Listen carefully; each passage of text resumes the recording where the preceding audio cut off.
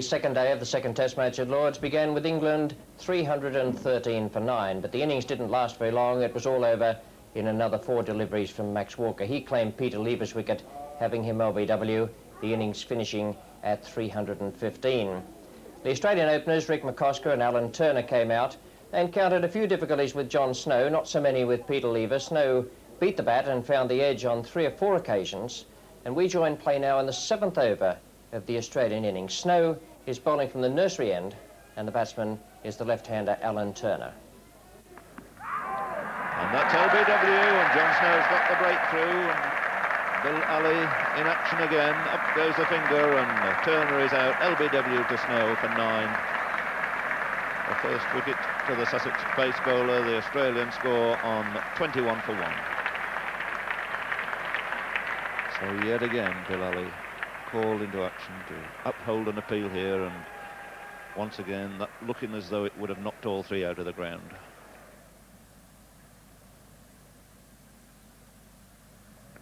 Just picked him up. Good catch by Alan Knott. The breakthrough so desperately wanted by John Snow and Tony Greig, and look at the England team now rushing to congratulate Snow. A great spell of bowling. 2 wickets down for 29. The man out, Ian Chappell. John Snow from the nursery end, bowling to Greg Chappell. Well, that's a good shot. Wasn't a particularly good delivery. John Snow trying to bounce that one at Chappell, but it didn't get up any more than bail height.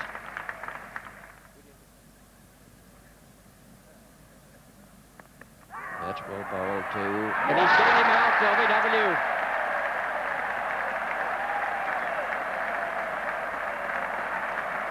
John Snow, his 3rd wicket. Australia 37 for 3, and no wonder England looked delighted. 7 overs, 1 maiden, 3 for 20, John Snow, and Greg Chappell is out leg before wicket for 4.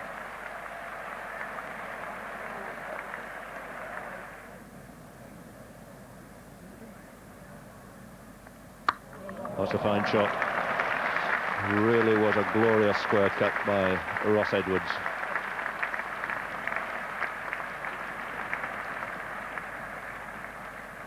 Took just about 2 seconds, I think, to hit those ropes on the offside. Tremendous amount of power, beautifully timed.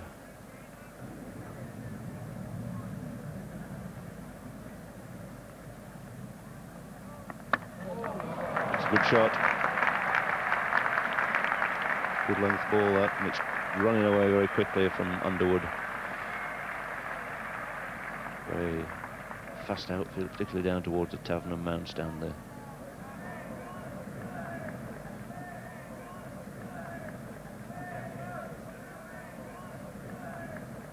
Beautifully played through into the extra cover direction for 4 runs. I think we might well see one of the slips coming out. There are 4 there at the moment, and a gully.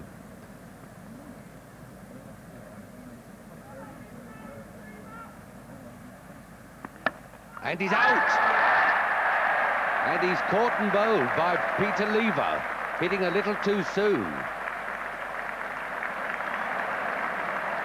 Oh, goodness me, that was a surprise. He hit too soon at that one. He may have held it back just slightly. So Peter Lever's first wicket, caught and bowled now. McCosker is out. 54 for 4 now, Australia. See that again. Good, sharp, caught and bowl accepted there by Peter Lever. I think it was interesting too, Dennis, that the ball before that he cracked through the covers before, in fact, wasn't a half volley. He hit it there on the up, and that one a good length ball too. Difficult to account how these wickets have gone down. There's been very little movement, just good, sustained, accurate pace bowling.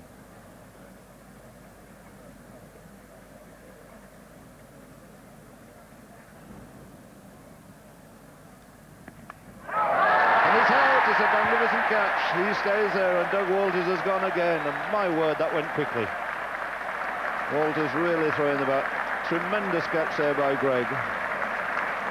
And yet another failure in this country for the unfortunate Doug Walters. 56 for 5. Who would have believed that when play started here this morning? On a wicket playing well and true, and Walters out for 2. Caught Gregg, bowl lever. Yes, what an incredible morning for England here. As Jim said, it's such a marvellous batting wicket, and here are the Australians, 56 for 5. And here you see the dismissal of Doug Walters, driving at a ball outside the off stump. And there you see Greggy in the picture there, taking a fine catch at first slip. And look at the joy on everybody's face. And that was the end of Peter Lever's 6 over. Getting a big hand down at long leg, the crowd on their feet to him. Great scenes of enthusiasm here as Lever takes his position in front of him. 2 for 26 now.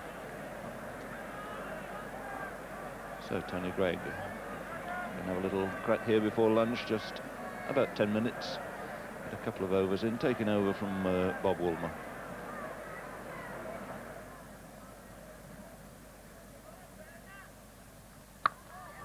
He's dropped that short, and Edwards again. No doubt a hesitation at all about that. Beautifully put away through the offside.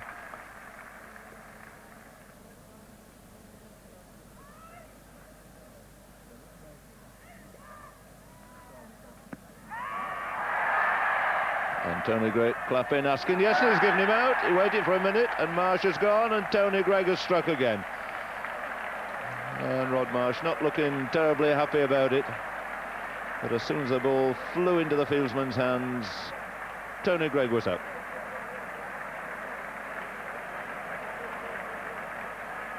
So Ross Edwards going to join him as that's lunch, but let's see again.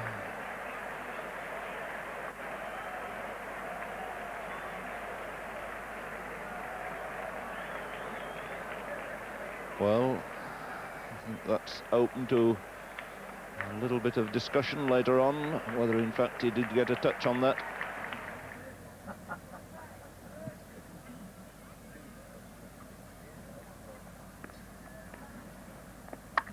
That's the square cut, which he plays so well.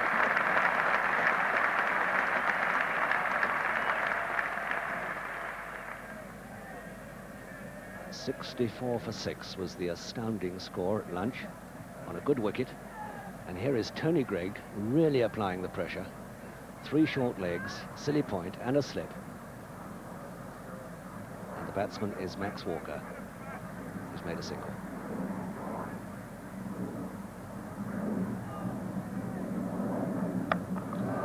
Max Walker going for the big one and achieving it.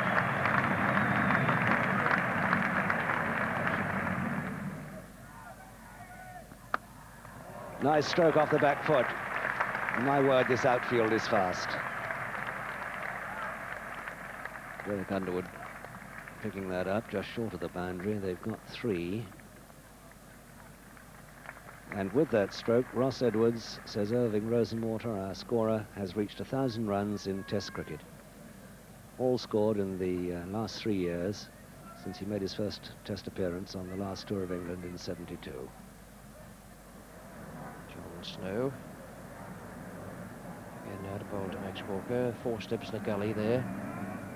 Still a very attacking field. Bowled in. 7 for 81. Walker out. Bowled Snow for 5. A good delivery that from John Snow. Walker may just have got an inside edge to it. But what a breakthrough again for John Snow. His 4th wicket of the innings. Tremendous performance.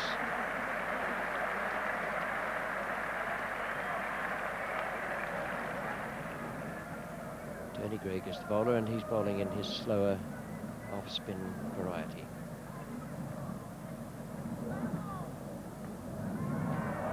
That will probably be 4 runs. A very fine little edge.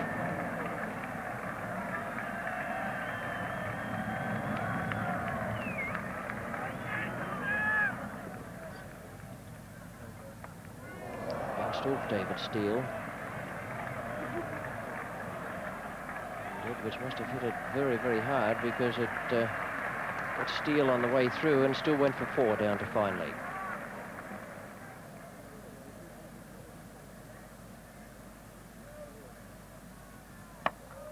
It's a good-looking shot from Edwards. 4 runs, no chance of cutting that off. The outfield on that side is not quite as fast. The ball's going up the slope instead of down. But that was a fine shot. 10 runs from this over so far, and the total has gone on to 99. Edwards to 37.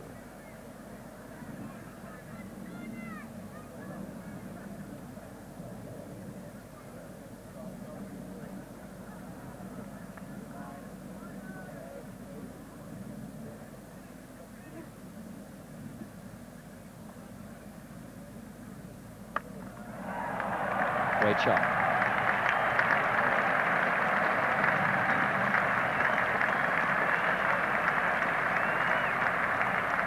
The 100 comes up. Edwards goes on to 41. And that's a good attacking approach there from Ross Edwards. 14 from that over, and that might well see the removal of Tony Greig.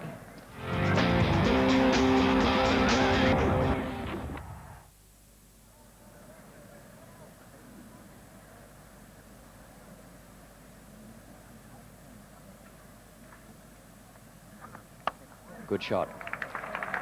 Perhaps he didn't time it quite as he'd have liked, but it's still racing across the boundary. The extra cover man, Peter Lever, had no chance at all of cutting that off. Takes Ross Edwards now on to 47. Takes the total to 111 for 7. 116 needed to avoid the follow-on. 3 wickets in hand. Thompson has made 8.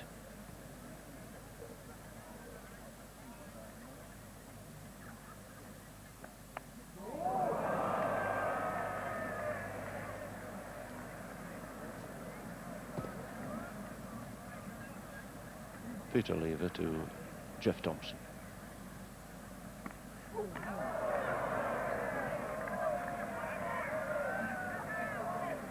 Thompson by nature a pretty ferocious hitter of a cricket ball, but playing his part well here in a very subdued fashion. Lever fairly hurrying in now. No ball.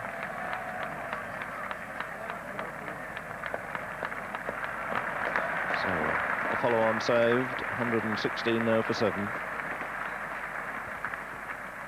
And it's going to be Peter Lever from the nursery end, bowling to Ross Edwards, 1 for his 50.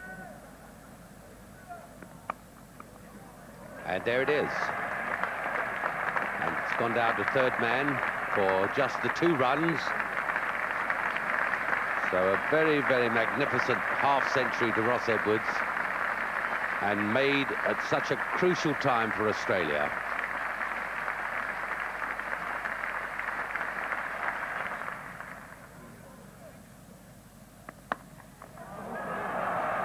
Did well to take a little bit of the sting out of that. It was very powerfully struck by Thompson.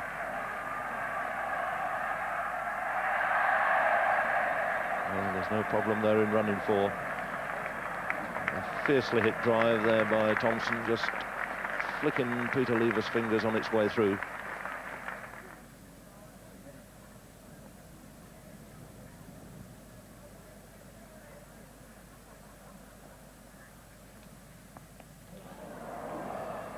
Quicker ball there, beating the attempted onside push by Edwards. It's a leg bye.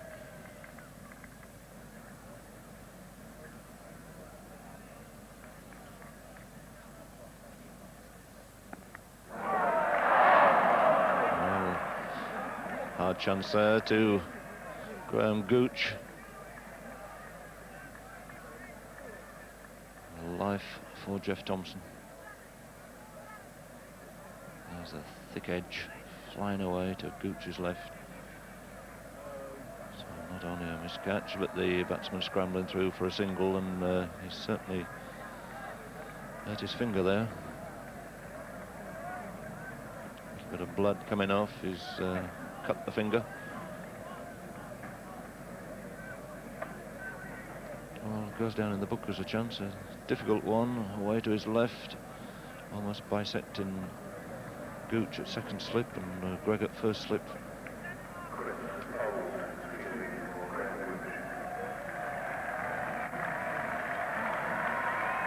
England 12th man, first time he's been out on the field. Out of course from delivering the refreshments, Chris Old.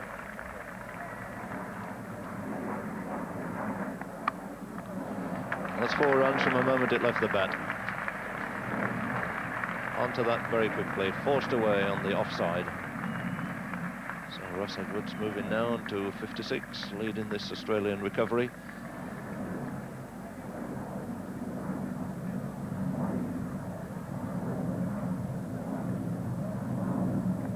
And he's bowled him, and this 50 partnership broken. Underwood strikes his first wicket. Jeff Thomson, a little cross to himself there, hitting across, another perfectly straight ball, and he's clean bowled for 17. First wicket to Derek Underwood. And there, a perfectly straight ball, and see the bat going across the line. So 133 for 8 at the fall of Jeff Thomson's wicket. So Dennis Lillee crowded here by the extra 2 close catches, slip, silly point, short leg.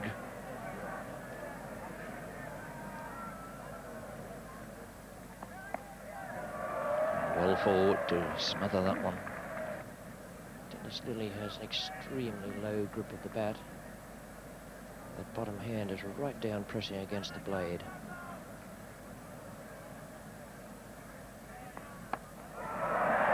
Good hit, a big hit, right over into the crowd. First 6 of the match. A good blow from Dennis Lillee.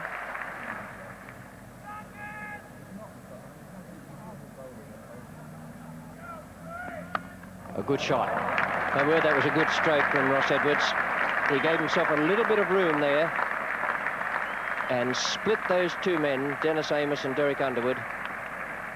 That was a beautiful shot. Snow to Edwards.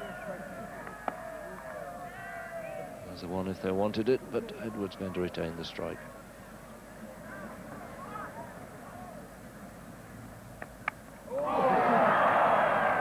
It's going through for 4. That's occasion though when they could have done with the extra slip.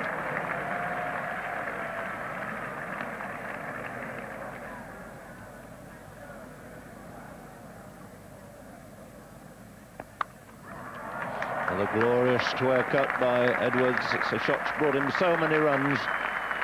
So way to go through the 90s. Moves on then to 95. Snow again the sufferer there. And that ball only fractionally short. Perfectly timed. This now the best partnership of the innings. They've put on 60 runs.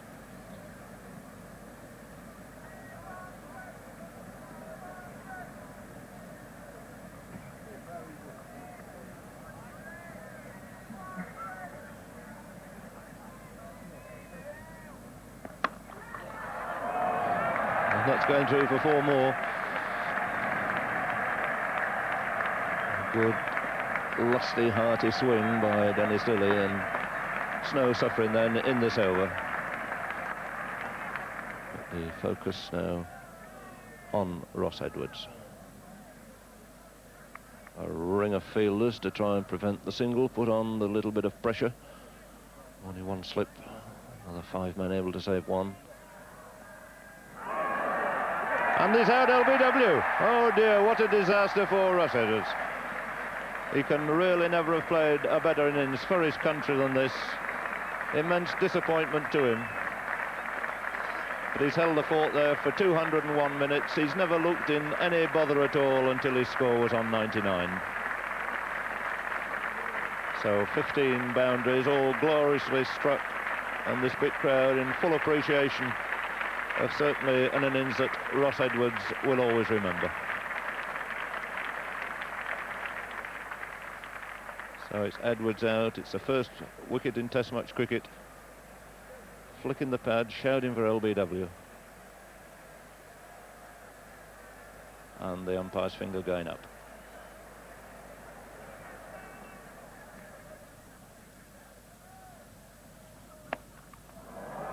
It's a splendid stroke off the back foot.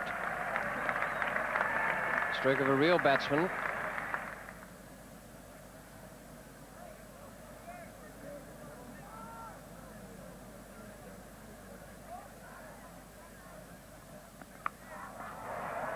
That's a splendid shot. Picked that up off his toes and clipped it away in the air. It landed some 20 yards in from the boundary.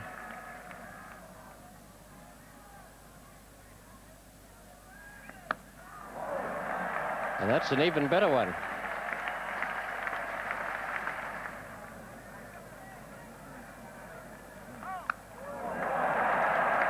What a great shot from Dennis Lillee. A magnificent six, hooked away, over square leg. A really great stroke.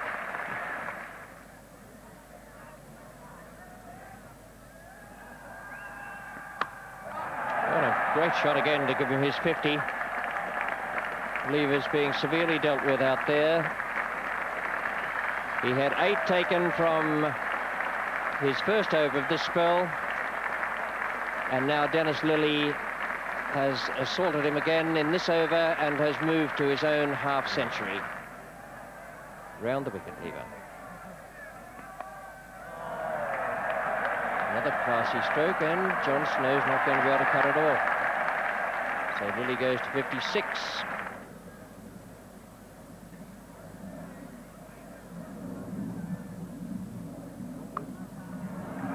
With 4 runs. So now taking advantage of very loose delivery there. A very strange looking card. Edwards on 99, and the resistance coming from Thompson in the first place, and now of course by Lillee and Mullet. And that swung high into the crowd. It's a big 6 by Dennis Lillee. And what a day he's having. That's big 6 over mid-wicket, taking him into the 70s on 72 now. His third 6, and the score going on to 263.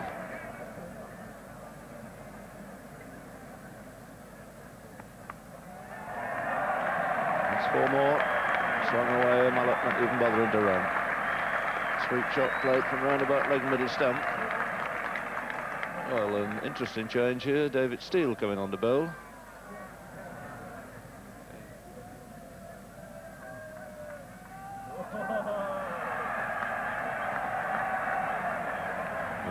Slipping out of his hands there.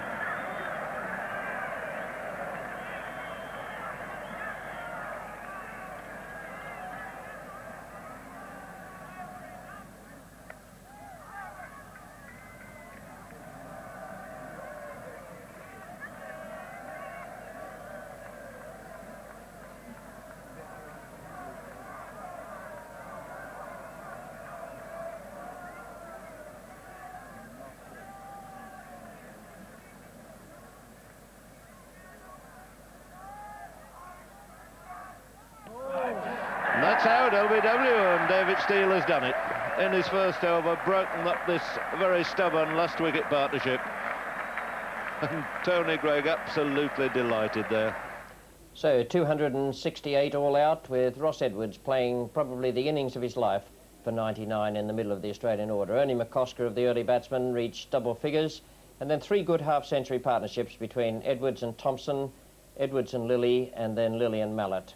Well, at the close of play, England in their second innings had made 5 without loss. Barry Wood had made all of those, and tomorrow we seem set for a marvellous day. The first 2 days have been absolutely great, 2 of the great days in Test cricket history, I should think. It'd be a very, very brave man who would try and predict what will happen after the fluctuating fortunes of these first 2 days.